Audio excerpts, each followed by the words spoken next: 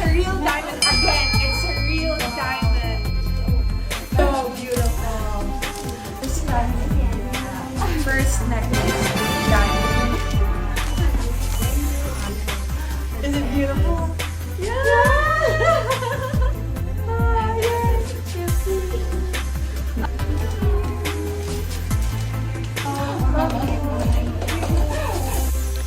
So mga kapolitika, inyo pong napanood itong si Chelsea Fernandez at si Yulina Lindquist dahil binigyan po sila ng isang pure na diamond ng isang jewelry shop dito sa Vietnam.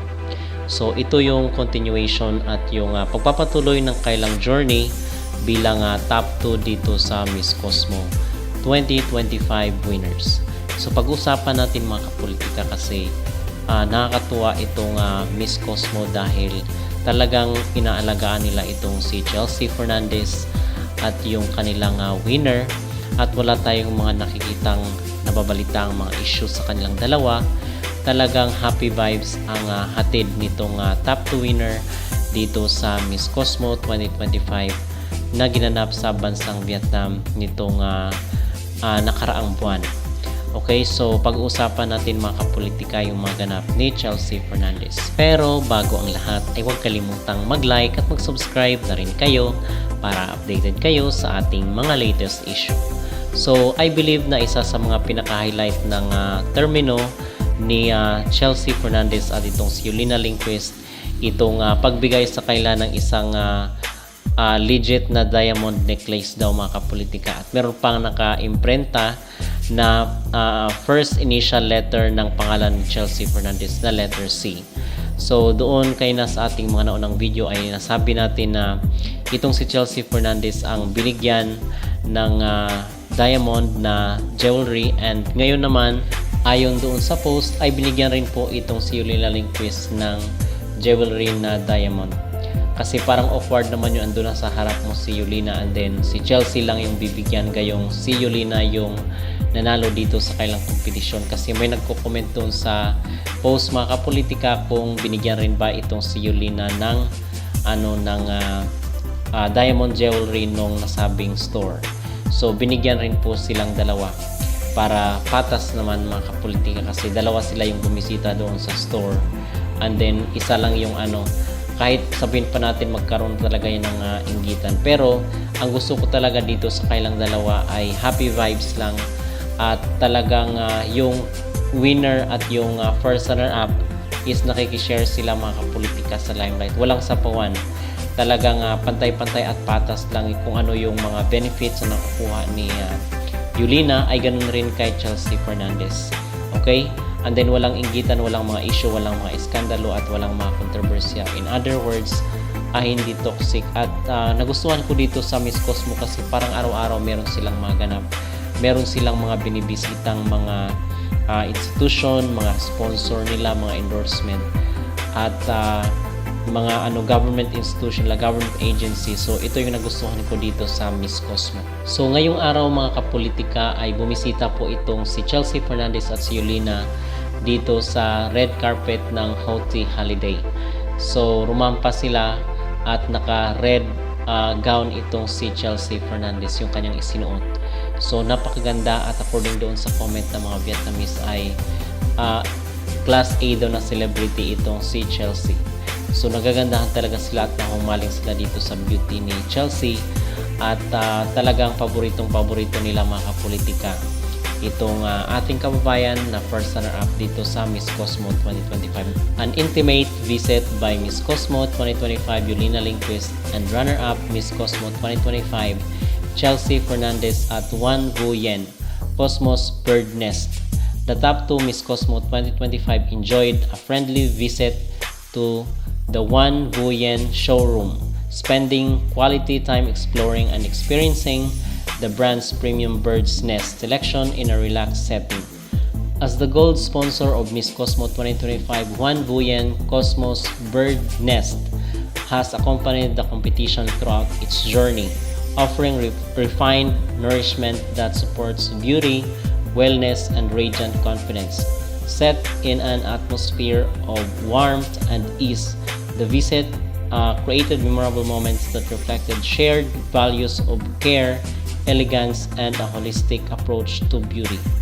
So, bumisita sila itong mga kapolitika sa kailang isa sa mga sponsor ng Miss Cosmo 2025. So, nag-update lang po tayo kasi nagustuhan natin itong mga ganap dito sa Miss Cosmo kasi parang araw-araw talaga meron silang mga binibisitang mga sponsor, mga entities. So, nagustuhan ko dahil talagang busy-busy itong si Chelsea Fernandez at merong mga binibigay sa kailan ng mga perks yung mga sponsor nila. So, in other words, ay talagang maganda yung treatment ng organization dito kay Chelsea. At nakikita naman natin yan dito sa kanilang mga pa-post. Okay, so hindi talaga tinipid mga kapolitika itong si Miss Chelsea kasi supported by the government kasi itong Miss Cosmo dahil I believe na malakas or merong connection sa government itong si Bawang. Kung kaya napakarami lang sponsor, pati yung tourism nila, yung government nila ay very supportive. Nanonood pa nga doon sa di ba, sa venue yung kailang mga officials. So, it's a symbol na itong Miss Cosmo is very promising for as long as maalagaan lang at talagang grabe maganda kasi yung kailang production kaya marami ring mga Pilipino, marami mga pageant supporters ang nanonood ng Miss Cosmo. Okay? So, yun ang ating masasabi at ang ating mag-reaction. So, kayo po ba mga kapolitika ay natutuwa dito sa treatment na ipinapakita ng Miss Cosmo kay Chelsea Fernandez? Mag-comment down below at huwag kalimutang mag-like at mag-subscribe na rin kayo para updated kayo sa ating mga latest issue. Gusto pa nila i-invite kita. Kasi iniisip ko kasi baka mabash ka. Di ba alam mo namang gano'n kasi fragile ang pageant community. Oo. Yes. Bigla, pag graduate na ako, babardagulin ko kayong lahat. True. Teka lang. Ako din medyo hirap pa ako kasi with the contract. Hirap pa siya nito. Hirap pa ako nito. Nakakontrata ka pa sa lagay na yan? Yes. Oo nga, baliw. Reigning queen ka pa. Yeah, it's raining men. Minsan na ano din ako, oo nga pala. Uy, padala nyo din si Jusa ng mga pajama para sabay kami nakapajamang ganyan. Ate, nakahubad ako matulog. Kasi nga, Miss Earth, so ayoko na magdagdag ng labahan. Tama. Dapat, tayo, sustainability and Kinemberla. Perfect. Ang ganda ng bahay mo. True ba, ate? Puro kahoy. Oo. Tapos may ano pa, parang may dog keme. Ang ganda, tsaka yung wall, stone yan. Yes, it's Stone Cold by Demi Lovato. Perfect. Ano lang yan, hollow blocks, tapos pinakulayan lang na para social. Charing. Yung dati kasi may-ari na ito, very praning. Parang feeling niya may hahunting sa kanya, ganyan. Feeling niya ititegi siya. So yung bahay, ginawa niya talagang solid na sementado, ganyan. So pag nagpapagawa ka ng bahay ate, ang hirap magtibag-tibag dito. Ang ganda. Alam mo yung parang old money, ganyan ang vibe. Ay, syempre si Tom old man isa. Ako din, gusto ko ng home. Yung akin kasi may asawa. Very familiar yung mga ganyan. Nakakatakot. Pero lately, ang gagaling kasi ng mga netizen, parang nasa site na nila yung kaya kailangan ko ng galingan mag-shogo. Nakita na nila dahil pinost ko rin. Na true, pero ano yun? Mask lang yun. Hindi siya yun. Na true. Actually, kaya kami nag-Vietnam, nagpapalit siya ng face. Ang perfect. Bakit ganito yung mga sinasuggest nila sa akin, kumanta ka daw. Sige na, thank you sa panonood ng live. Bukas ulit. Bye! Like na ka, Nakshi! May bayad si Regine nga, may bayad pag kumakanta. Kami pa. Oo nga, bagsak Diba? naman kayo dyan ng kahit ano lang, layon-layon. Na true. Mi, alam mo ba, lumalabas yung video mo. Ate, ang dami kong video lumalabas. Tapos alam mo yung inaabangan ko, hindi ko alam kung mahahanap nila. Meron akong ginawa nung bata ako. Nasabi ko talaga kay Kong. Sabi ko sa jowa ko, alam mo, kinakabahan ako. Baka mahanap nila yung video na to. Pero wala naman sigurong mali dun sa ginawa ko. Kasi bata pa ako nun, tsaka hindi pa ako Miss Philippines. Ate, gumawa kami ng commercial sa school. Akis yung bida. Ang ginawa namin, de-virginizing water. Drink it, virgin again. Sabi ko, my God! Pag ito lumutang talaga, tapos na talaga ang career ko. Pero hindi ko siya mahanap personally. So kung mahanap nyo, itago nyo lang sa baul, ate. Kung ano man naisip ko, ba't ginawa ko yung commercial na yan? Pupusta ako kahit 5 piso lang, mahanap yan. My God!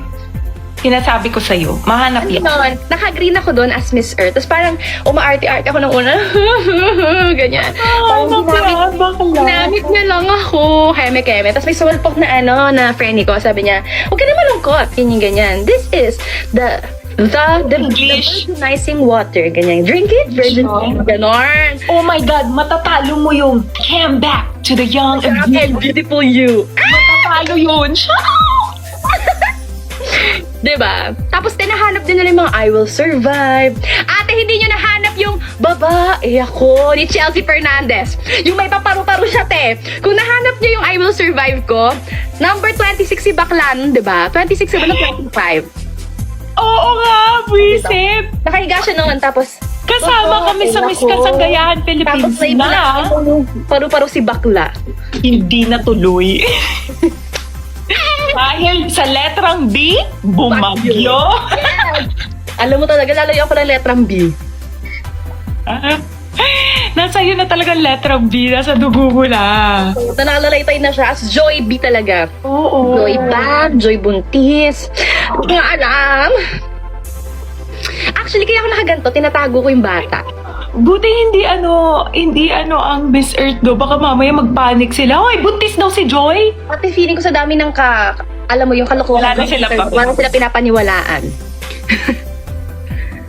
Baka mamaya nakarating din sa kanila, may kong daw yan na nag-i-sponsor. Ate, may nag-comment na nga sa parang isang post, may nag-tag sa akin na pageant page. The Crown yun. Love ko ang The Crown.